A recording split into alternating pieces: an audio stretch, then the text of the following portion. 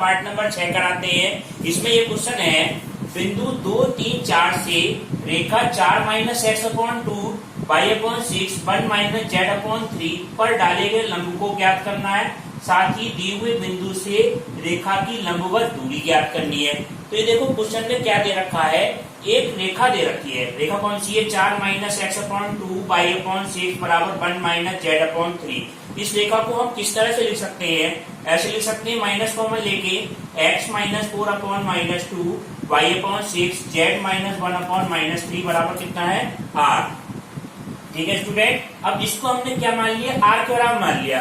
तो ये मान लो ए बी रेखा का समीकरण है, इस पे स्थित कोई बिंदु n है r दूरी पे। तो इस बिंदु के निर्देशांक हम कैसे निकालेंगे, ये कैसे निकालते हैं, देखो x माइनस 4 बटे माइनस 2 को किसके बराबर लिया हमने, r के बराबर। तो x का मान कितना हो जाएगा स्टूडेंट, माइनस के 2r और प्लस के 4। x का मान तो ये आ गया आपका।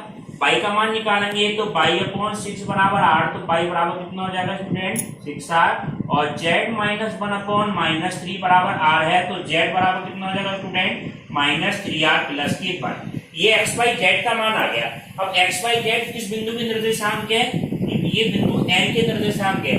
क्वेश्चन में क्या गया, बिंदु P से इस n की लंबवत दूरी ज्ञात करनी है और इस n बिंदु के निर्देशांक को हमें ज्ञात करना है। तो इसके लिए क्या करो आप, PN रेखा का क्या निकालो, दिक् अनुपात निकालो।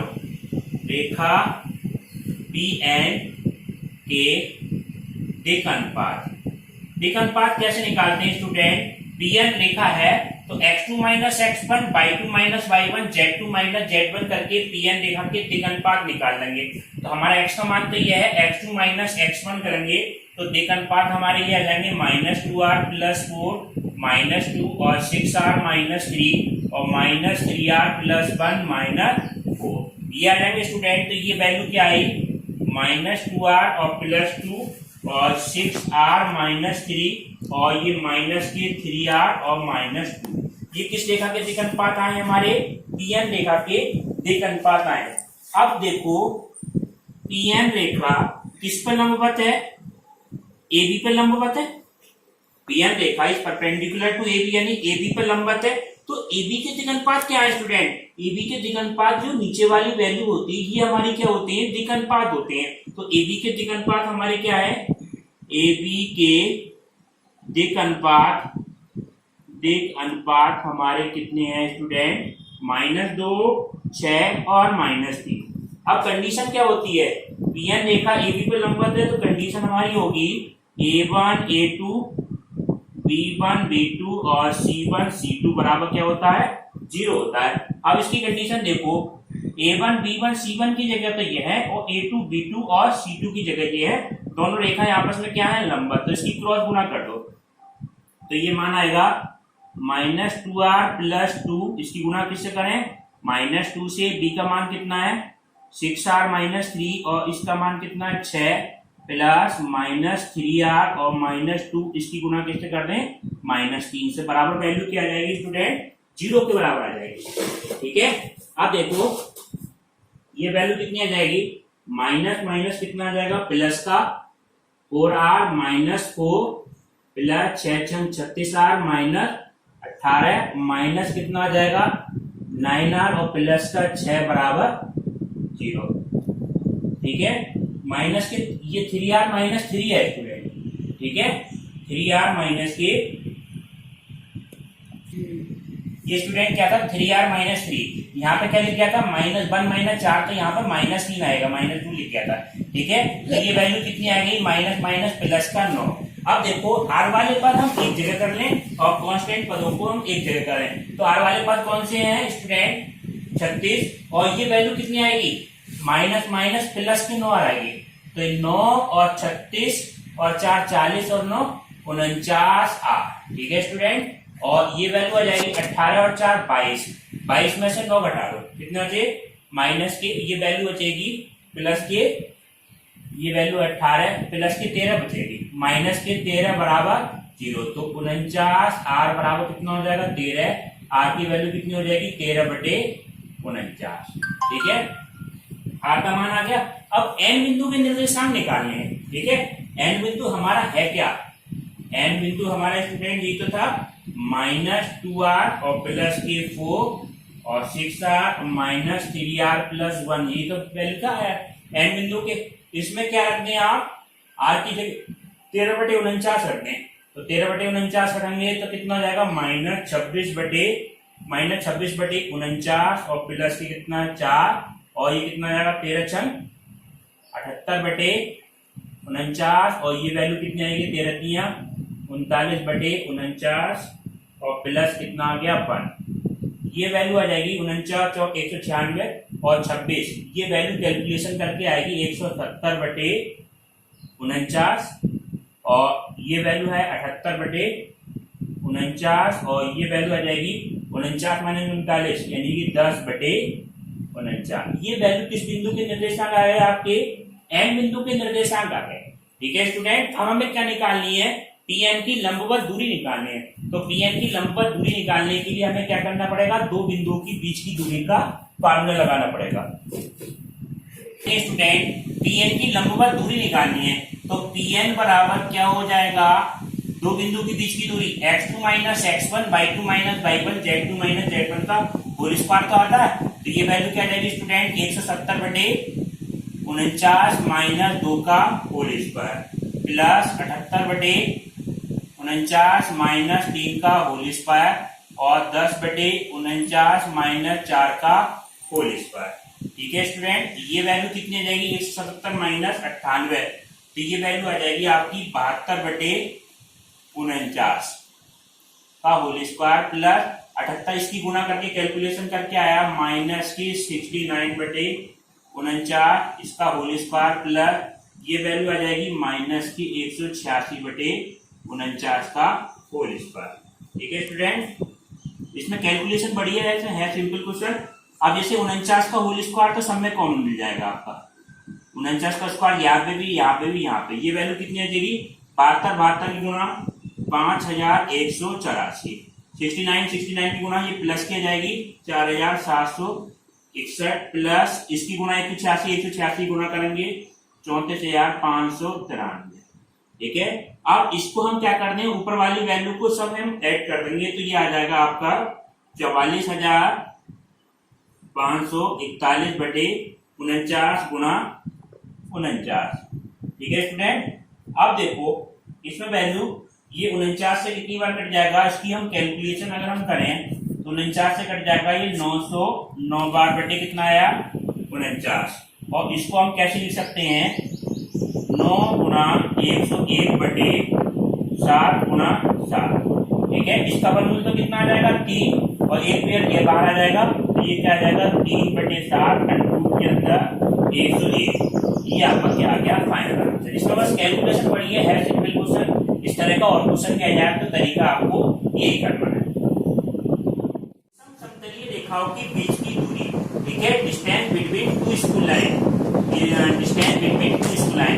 अब देखो समतलीय रेखा क्या होती है, देखो डिस्टेंस कैसे निकालते हैं।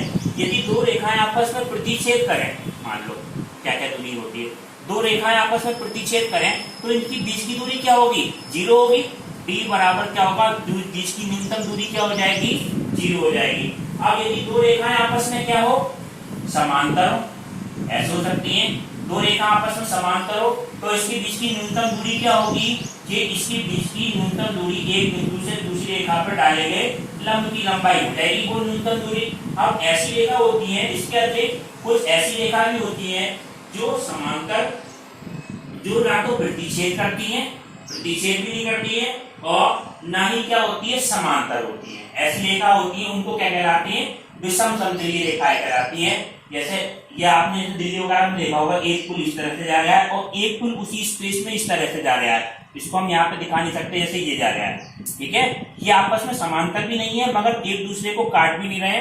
तो ऐसी रेखाओं की हम बीच की दूरी किस तरह से निकालते हैं वो हम बताएंगे। एक सूत्र होता है, ठीक है, जैसे मान लो ए बी रेखा है, एक L1 रेखा है, L2 रेखा है और इसको हम डिनोट कर रहे हैं R वेक्टर बराबर A1 वेक्टर प्लस के लैम्डा B1 और R वेक्टर बराबर A2 वेक्टर प्लस के लैम्डा B2। ये दोनों रूप में कायमी रूप में दे रखी है, सदिश रूप में दे रखी है, और इसकी बीच की दूरी हमारी क्या है, न्यूनतम दूरी कितनी है, d।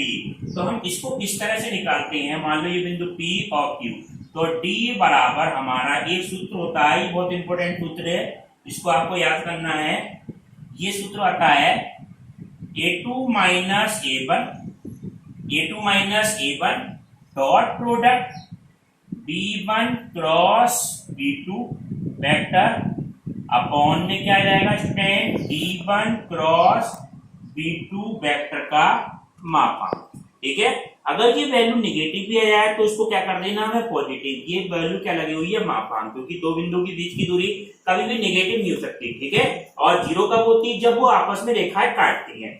अब देखें, अगर ये रेखाएं सदिश रूप में है तो सूत्र में ये होता है।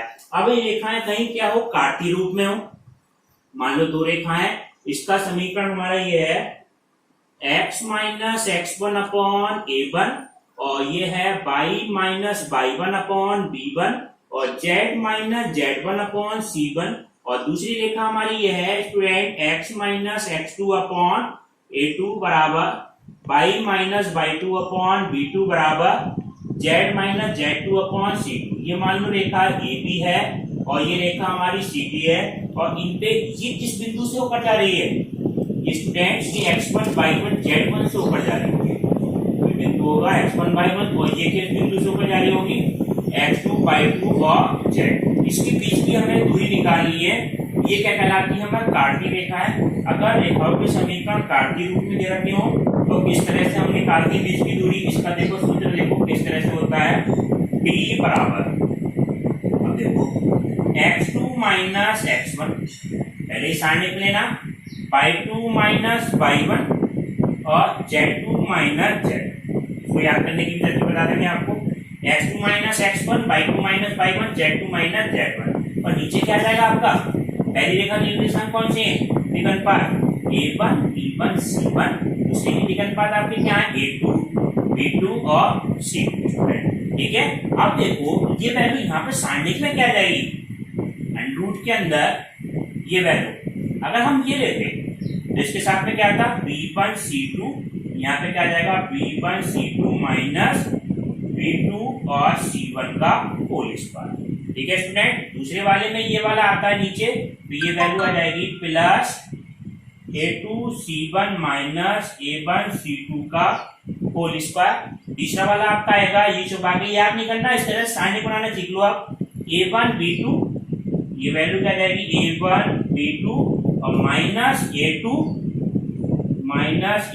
और b1 का होल स्क्वायर। ये आपका क्या हो गया, सूत्र हो गया इस तरह से। और ये आता कैसे है, मापांक में आता है, यानी कि कहीं अगर डिस्टेंस निगेटिव आ जाती है तो निगेटिव हमें आंसर नहीं लिखना होता है, आंसर हम हमेशा कैसे लिखेंगे, पॉजिटिव लिखेंगे। अब इसके अलावा भी दो समीकरण होती है, मान लो ये रेखा समांतर हो, समांतर रेखाओं की बीच की दूरी हम किस तरह से लिखेंगे, जैसे रेखा हमें दे रखी है r वेक्टर बराबर a1 प्लस के लैम्डा b1, और दूसरी रेखा की समीकरण है r वेक्टर बराबर a2 प्लस लैम्डा और b।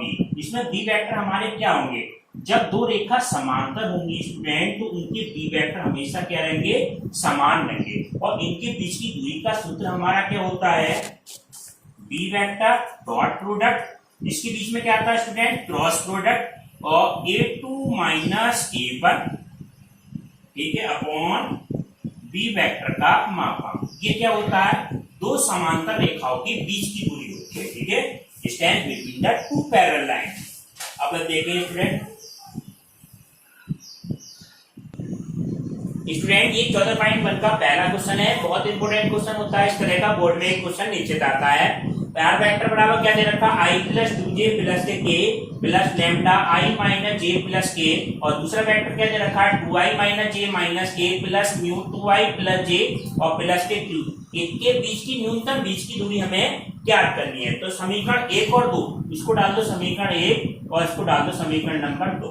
ठीक है, इसकी तुलना हम किससे करते हैं, आर वेक्टर, समीकरण 1 और 2 की तुलना आर वेक्टर बराबर a1 प्लस लैम्डा b1 तथा आर वेक्टर बराबर a2 प्लस के म्यू b2 से करने पर, इससे तुलना करो आप, तो तो A1 वेक्टर का मान कितना आएगा student, I plus 2J plus K, ठीक है। और A2 वेक्टर का मान कितना आ जाएगा स्टूडेंट, 2I माइनस J और माइनस K।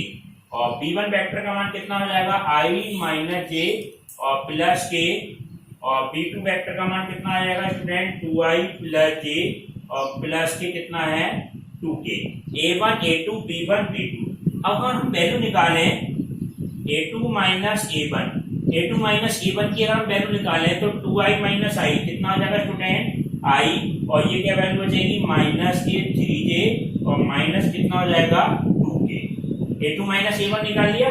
देखो और B1 क्रॉस B2 निकालना है, ये हम क्यों निकालना है, सूत्र में यूज होंगे। A2 माइनस A1 हम निकाले अगर हम B1 क्रॉस B2, तो ये कैसे निकालेंगे, साइड से निकालते हैं, I J K I सबसे पहले कौन है, B1, तो B1 का गुणांक स्टूडेंट क्या है, 1 माइनस 1 और 1, 1 माइनस 1 1। और B2 का गुणांक कितना है, 2 1 और 2, 2 1 और 2।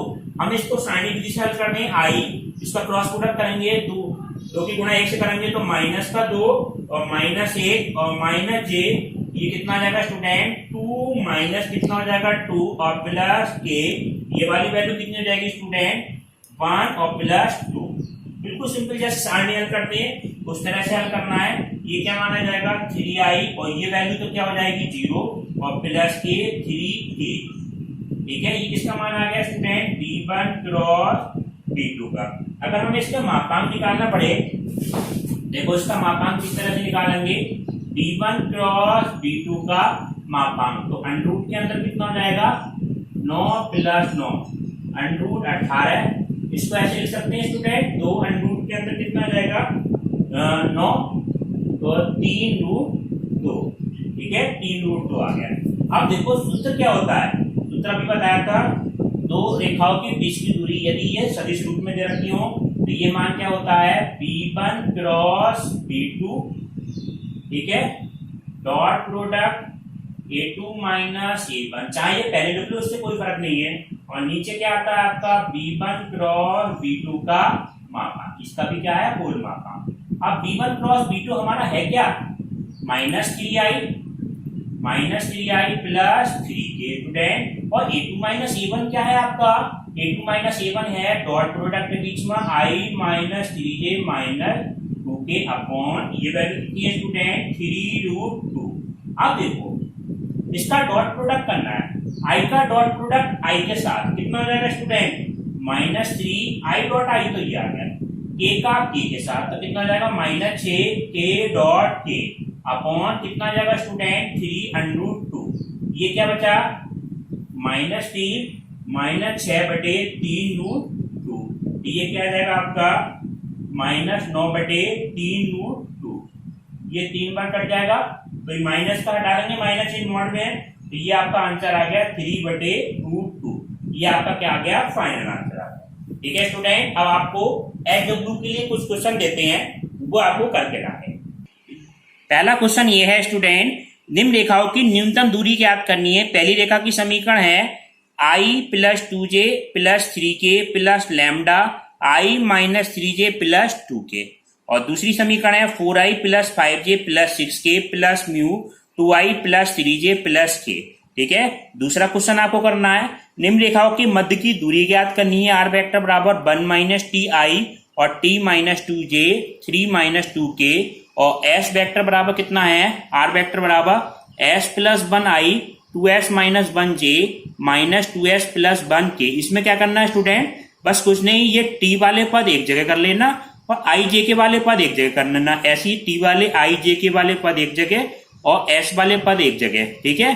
फिर इसकी तुलना करके और इस डायरेक्ट सूत्र लगा देना, आपका आंसर आ जाएगा। आपको नेक्स्ट क्लास अगले पार्ट में कराएंगे।